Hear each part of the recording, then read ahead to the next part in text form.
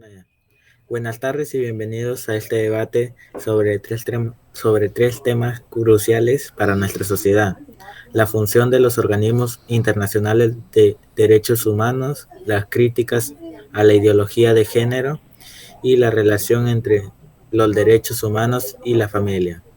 Para abordar estos temas tan importantes, contamos con cuatro expertos: Luis Fallen, defensor de los derechos humanos; Sandro Martínez, Sandro Martínez, crítico de la ideología de género; y Lenin Díaz, especialista en derechos de la familia.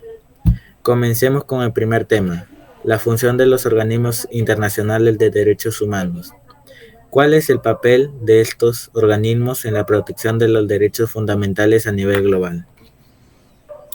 Los organismos internacionales de derechos humanos, como las Naciones Unidas o la Corte Internacional de Derechos Humanos, tienen la misión de promover y proteger los derechos fundamentales de todas las personas, sin importar su nacionalidad, género, religión o cualquier otra condición. Su función principal es asegurar que los países cumplan con los tratados internacionales que han ratificado, supervisando que no haya violaciones de derechos tan básicos como lo son la vida, la libertad, la igualdad y la no discriminación. Además, también proporcionan un foro donde las personas puedan denunciar abusos y recibir asistencia en caso donde los derechos son vulnerados. Es fundamental que estos organismos actúen a nivel global. Sin embargo, algunos cuestionan cómo estas entidades están abordando ciertos temas, especialmente en relación con las críticas a la ideología de género. Sandro Martínez, ¿cuál es tu postura respecto a este enfoque? Lo que muchos de nosotros cuestionamos es cómo la ideología de género ha sido promovida por algunos organismos internacionales. En muchos casos, lo que se entiende por ideología de género no está vinculado a la lucha por la igualdad de derechos para las personas transgénero no binarias, sino que a veces se presenta como un cambio profundo en la forma en que entendemos el género, la identidad de la familia. Este enfoque para algunos puede ser percibido como un intento de imponer una visión única sobre cuestiones culturales y religiosas profundamente arraigadas en algunas sociedades. Las críticas a la ideología de género señalan que se está promoviendo una agenda que podría socavar las estructuras tradicionales de la familia y los derechos de los padres sobre la educación de sus hijos.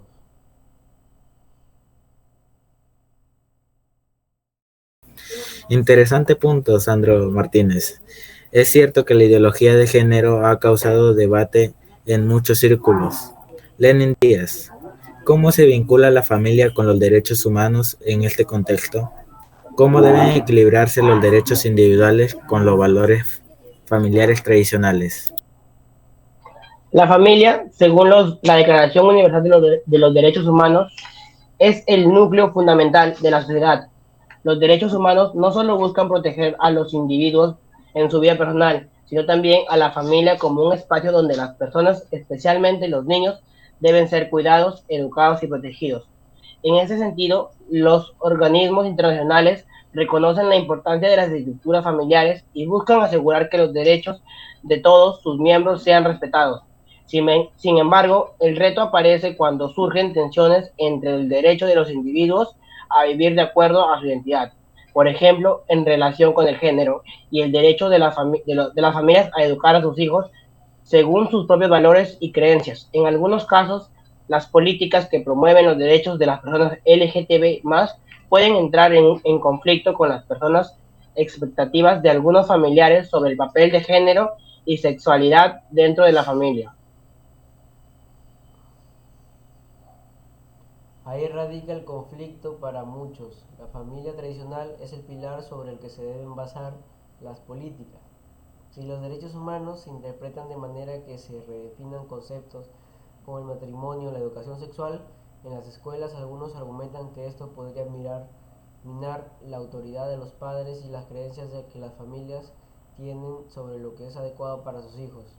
Esto no es un rechazo a los derechos de la persona, sino una preocupación por el impacto de esas políticas en la estructura familiar tradicional. Pero es esencial que los derechos humanos no se limiten a la protección de una forma de familia. Los derechos humanos son universales y deben aplicarse a todas las personas, independientemente de su identidad de género o su orientación sexual. Los derechos de las personas transgénero, por ejemplo, también deben ser respetados dentro de la familia, y la discriminación por razones de género no puede ser tolerada. El reto está en encontrar un equilibrio, pero sin retroceder en la lucha por la igualdad de los derechos. Entiendo que en este debate lo que se busca es una manera de conciliar derechos humanos universales con el respeto a las creencias culturales y familiares. Lenin Díaz, ¿cómo se puede lograr un equilibrio entre los derechos de los individuos, especialmente los niños y las mujeres, y la libertad de las familias para decidir sobre sus valores? Es una cuestión compleja, pero es importante recordar que los derechos humanos deben asegurar tanto la protección de la familia como el bienestar de sus miembros, especialmente los más vulnerables. En este sentido, los organismos internacionales deben trabajar para que las políticas respeten tanto la diversidad familiar como los derechos de los individuos dentro de estas familias.